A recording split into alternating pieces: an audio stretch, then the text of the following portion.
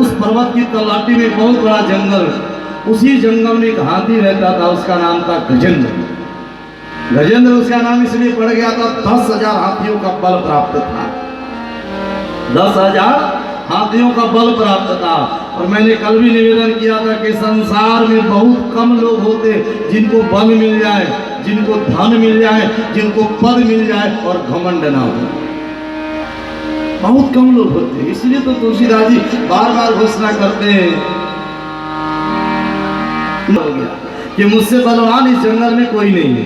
चले जाओ गजेंद्र, हजारों हथनियां, सैकड़ों बच्चे चले साथ में, मतवाला होकर ऐसा लगे चाहे जो मिल जाए उसको रौंद दे, वृक्षों को तोड़ते हुए छोटे मोटे जानवरों को सूंड में पकड़े और पटक दे।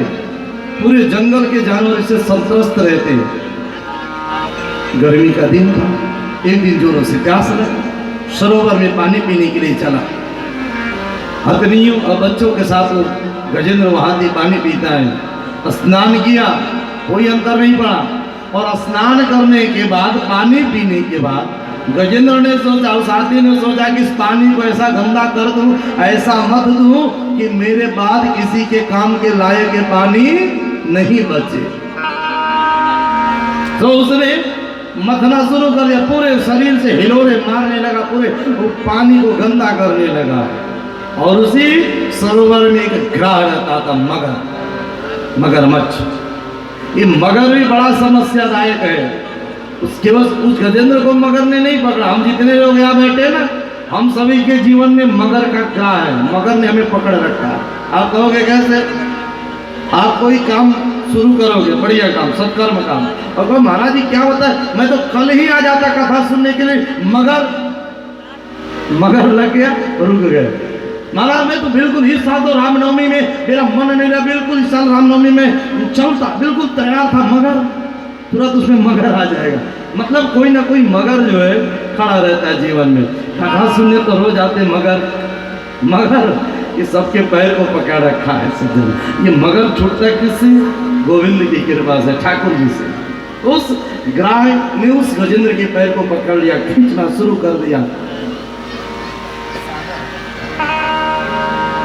गजेंद्र को बल के अहंकार था, उसने सोचा कि कोई छोटा मोटा जानवर मेरे पैर को पकड़ रखा है, जब जानेगा कि किसके पैर को पकड़ा आएगा मेरे पैरों पर गिरेगा। देखो घमंडी व्यक्ति को हमेशा यही लगता है कि ये जो कर रहा है वो मुझसे छोटा है। अहंकारी व्यक्ति का यही लक्षण है, वो अपने आप से बड़ा किसी को ना विद्वान समझेगा, ना धनवान समझेगा, ना गुणवान समझेगा, घमंड में चूर रहेगा।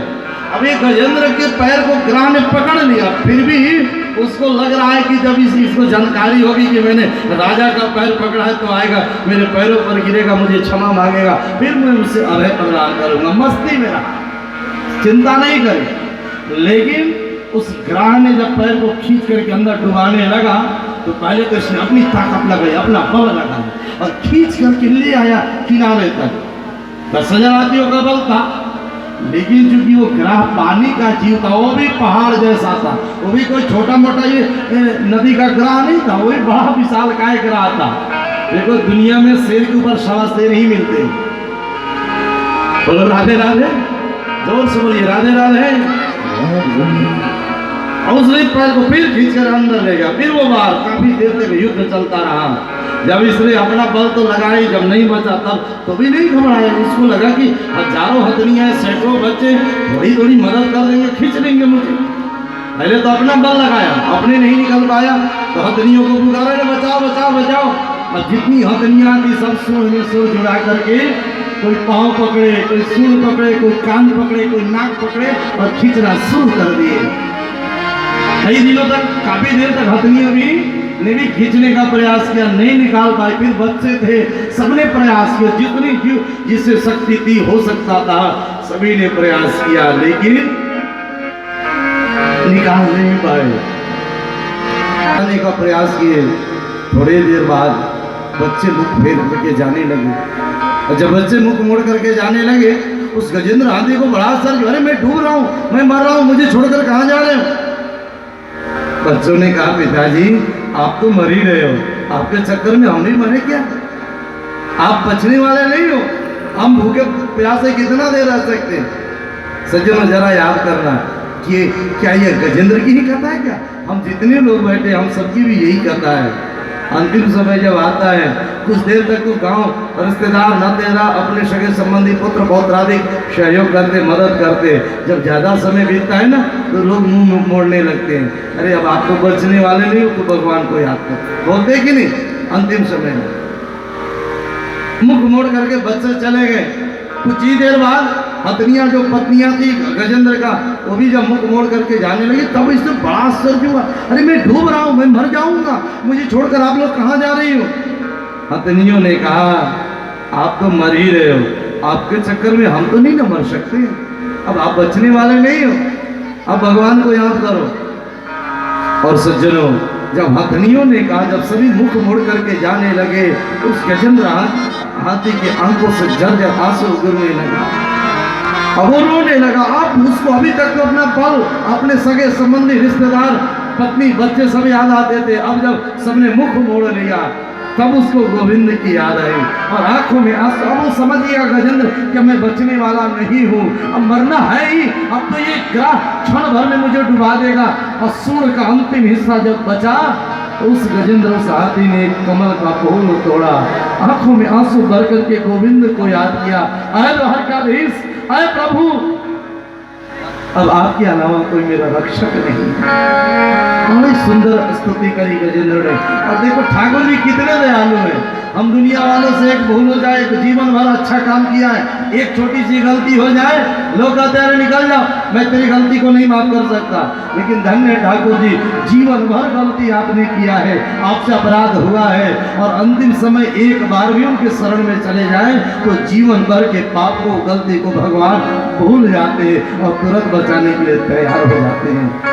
जैसे गजेंद्र ने स्तुति करी और दिव्य स्तुति गाई सज्जनों, भागवत में जो वर्णन है स्तुति, किसी भी देवी देवता का नाम नहीं लिया, केवल स्तुति करते जा रहा है, करते जा रहा। इंद्र, वरुण, कुबेर, भगवान शिव, ब्रह्मा जी, सरस्वती मैया, दुर्गा मैया, सभी देवी देवता आसमान में खड़े हो गए। अगर ये मुझे बुलाएगा, एक बार मेरा नाम ले लेगा, इसको बचा लूंगी। देवता कह रहे मेरा नाम ले लेगा, बचा लूंगा। कोई बचाने यहाँ नहीं रहा, सारे देवता आकाश में खड़े हैं और उस गजेंद्र की सूंड की अंतिम हिस्सा बची है। किसी का नाम उसने नहीं लिया, केवल स्तुति करी। ठाकुर जो समय द्वारिका में थे, गजेंद्र ने स्तुति करी। अगर रुक्मिणी जी से बात करूंगा इतनी देर में, हो सकता है कि हाथी बेचारा डूब जाए। बोले हाँ, हाथी बोलना था कि हाथी को बचाने जा रहा हूं। द्वारिका में ठाकुर जी बोले हाँ, अब थी बोले जब तक समुद्र के किनारे पहुंच गए। इतनी जल्दीबाजी में। कल मैंने निवेदन किया था परसों कथा में कि द्रौपदी ने जब कान्हा से पूछा कन्हैया अपनी जैसा चीर हरण हो रहे थे, अब और पहले क्यों नहीं आए? अब भगवान ने पहले आते। कान्हा ने कहा बात मुझे आने में देर नहीं लगी, तूने बुलाने में देर लगा दी। तूने इस दुनिया वालों का सहारा लिया, जब तक मुझे लगा कि तू अपने पांचों पतियों का द्रोणाचार्य के पास, चाहे धृतराष्ट्र और विष्णु पितामह के सामने हाथ जोड़ रही हो, इनसे अपनी रक्षा की गुहार कर रही हो, तो मेरी जरूरत नहीं है। और बहन तुमने हाथ ऊपर किया, तुम्हें हाथ ऊपर करने में देर लगी, मुझे हाथ नीचे करने में देर नहीं लगी। अर्थात जब तक हम भगवान के ऊपर पूर्ण रूपेण समर्पण नहीं कर देते तब तक ठाकुर जी कृपा करने वाले भी नहीं है। आज गजेंद्र की रक्षा करने के लिए गोविंद पधारे, उसके सूर को पकड़कर जैसे बाहर की तो जो ग्राह जो था पैर पकड़ा हुआ वो भी बाहर निकल गया। ठाकुर जी सुदर्शन चक्र से उसका सर धड़ से अलग कर दिए, वैकुंठ भेज दिए। अब भगवान ने उस हाथी को कहा कि अब तुम भी वैकुंठ जाओ।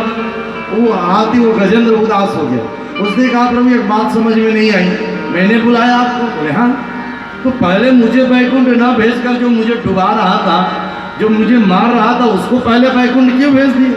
भगवान बहुत प्यारी बात कहते हैं। ठाकुर जी मुस्कुराते हुए बोले प्यारे, बात ऐसी है ना, जो मेरा पैर पकड़े ना उसका उद्धार बाद में, जो मेरे भक्त का पैर पकड़ ले उसका उद्धार पहले हो जाता है। भगवान कितने दयालु, इसीलिए दिन का नाम भक्त वत्सल है।